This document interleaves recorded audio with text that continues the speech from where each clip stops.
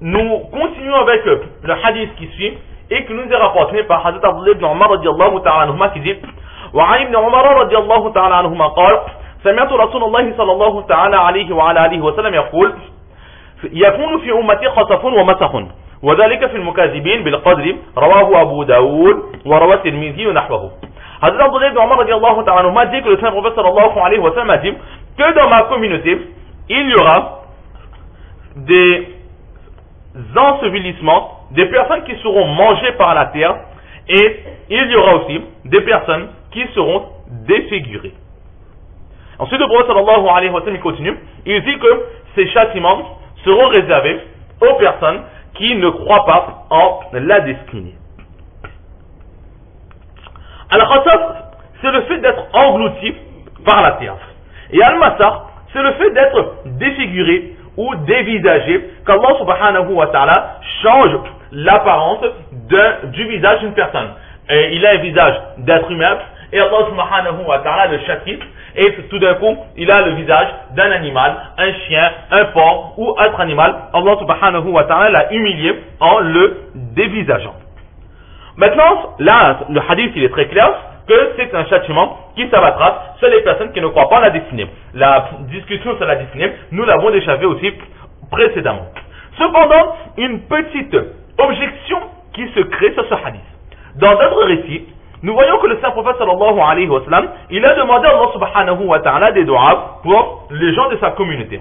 Et parmi les invocations du Saint Prophète sallallahu alayhi wa sallam, il y a ce doigt que, oh Allah, protège ma communauté des engloutissements et des défigurations de leur être.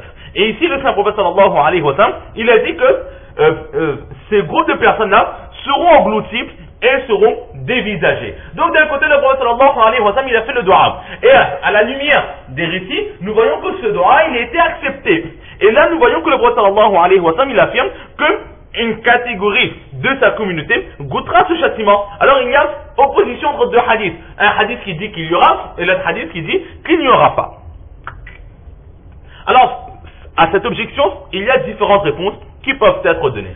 Ici, le prophète sallallahu alayhi wa sallam, il n'a pas mis en avant une phrase verbale ou une phrase affirmative, mais c'est une phrase conditionnelle. C'est une phrase qu'il faut interpréter au conditionnel. C'est-à-dire que le prophète sallallahu alayhi wa sallam, il a dit que dans ma communauté, personne ne sera englouti comme les autres peuples ont été engloutis par la terre. Personne ne sera défiguré comme les autres peuples, tels que certains groupes de juifs ont été défigurés par le passé par Allah subhanahu wa ta'ala. Mais si jamais ces châtiments devraient exister dans ma communauté, alors ce serait un châtiment spécifique aux personnes qui ne croient pas en la destinée. Donc là, il n'a pas dit que le châtiment s'abattra, mais si ça devrait s'abattre, cela s'abattrait sur ce groupe de personnes. Ou encore, ici, c'est une phrase qui avertit. C'est un avertissement très très grave. Le prophète sallallahu alayhi wa sallam, il n'a pas dit que ce châtiment s'abattra sur ces groupes de personnes, mais il avertit, il dit que vous risquez ces châtiments si vous continuez dans ce chemin. Mais ce châtiment ne s'abattra pas, car le prophète sallallahu alayhi wa sallam a imploré pour la protection de ces châtiments, mais si ce châtiment n'arrive pas, alors un châtiment égal ou un châtiment supérieur à cela peut vous atteindre.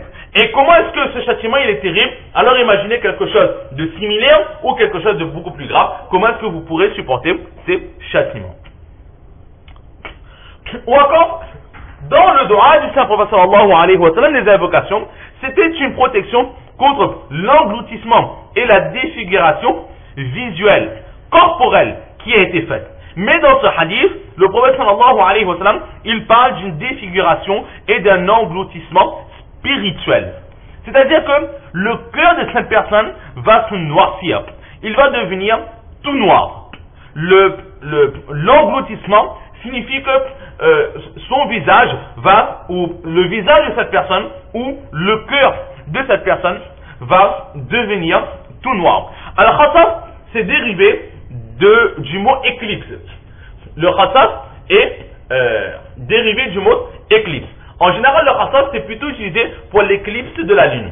Et lorsqu'il y a éclipse de la lune, c'est quoi? C'est la lune qui est toute lumineuse et le soleil qui passe devant, la lune qui perd toute sa lumière. De la même personne, les personnes qui ne croient pas en la destinée, alors Allah subhanahu wa ta'ala va enlever de leur visage toute la lumière spirituelle qui y est, et ils seront vivants, ils auront quand même le même teint de peau, mais leur visage sera très très sombre, ou encore leur cœur sera noirci. Et le fait d'être dévisagé signifie aussi que Allah subhanahu wa ta'ala va enlever de leur mémoire, va enlever de leur cœur et de leur cerveau la reconnaissance d'Allah subhanahu wa ta'ala. Petit à petit, ils vont être considérés comme des pécheurs et ils vont se noyer dans les péchés. De leur cœur, Allah subhanahu wa ta'ala fera entrer l'ignorance, l'orgueil et la dureté. Et enfin, au jour du Qiyamah, lorsqu'ils passeront le Sirat, alors ils seront engloutis par les flammes de l'enfer. Voilà à peu près certaines explications qui sont données quant à la réponse à cette objection. Et une dernière réponse qui est donnée, que le prophète sallallahu alayhi wa sallam, effectivement, il a fait des doigts. Les doigts seront acceptés, mais avant la fin des temps, avant le Qiyamah, alors de nouveau Allah subhanahu wa ta'ala va envoyer ce genre de châtiment. Ce sera le signe de la fin des temps.